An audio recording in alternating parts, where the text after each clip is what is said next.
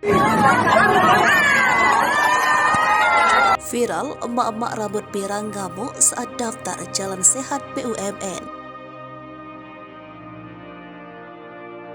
Viral video seorang emak-emak ngamuk di media sosial. Kali ini video seorang emak-emak yang banting kursi saat ricuh pendaftaran jalan sehat BUMN di Muara Enim, Sumsel. Belakangan diketahui emosi emak-emak berambut pirang itu dipicu karena ricuh antrean pendaftaran jalan sehat bersama BUMN dalam rangkaian HUT PT Bukit Asam TBK ke-42 Sabtu 4 Maret 2023. Dari informasi yang diimpun, antrean panjang masyarakat yang antusias untuk mendaftarkan diri dalam kegiatan jalan santai bersama BUMN sudah terjadi sejak 2 hari sebelumnya, di mana untuk pendaftaran peserta dilakukan secara online dan offline, dan untuk pengembalian tanda peserta berupa gelang dan baju dilaksanakan di kawasan Museum Batubara Tanjung Enim. Namun, banyaknya masyarakat yang mengantri dari sejak pagi dan terus bertambah hingga siang, membuat banyak peserta kecewa karena saat akan mendaftar dan mengambil tanda peserta ternyata tidak bisa lagi. Sehingga warga yang berkumpul di depan kawasan Food Court Museum Batubara menjadi kesal dan mempertanyakan hal tersebut ke panitia. Ketua Umum Panitia PTBA